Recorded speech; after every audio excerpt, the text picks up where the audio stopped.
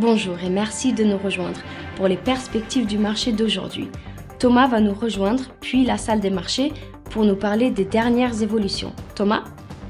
Le Bitcoin a clôturé pour la dernière fois au-dessus de 68 000 $ le 11 avril, bien qu'il ait dépassé 67 000 $ à plusieurs reprises au cours des 5 derniers jours.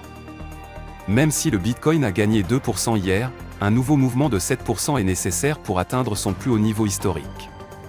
Le BTC a gagné 51% au total cette année. Le Nasdaq a atteint un niveau record tandis que le S&P 500 a légèrement augmenté, les valeurs technologiques progressant avant les résultats très attendus de Nvidia et les investisseurs évaluant la date d'une réduction des taux d'intérêt par la Réserve fédérale. Wall Street a été mitigé, tandis que l'or a atteint son plus haut niveau historique, les investisseurs ayant pesé les déclarations optimistes de la Réserve fédérale contre les preuves d'un ralentissement de l'inflation aux États-Unis. L'action Volkswagen a chuté de 0,5% lors de la dernière session.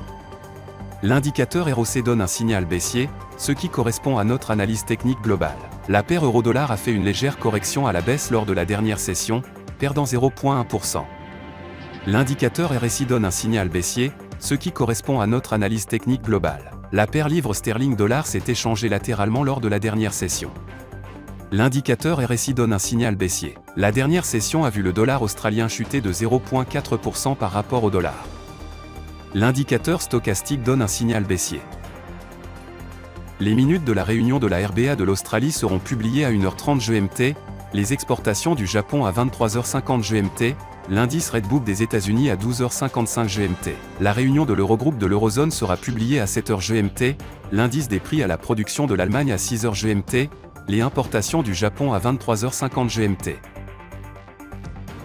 Nous espérons que vous avez apprécié nos perspectives du marché d'aujourd'hui. De la part de toute l'équipe, nous vous souhaitons une journée de trading productive.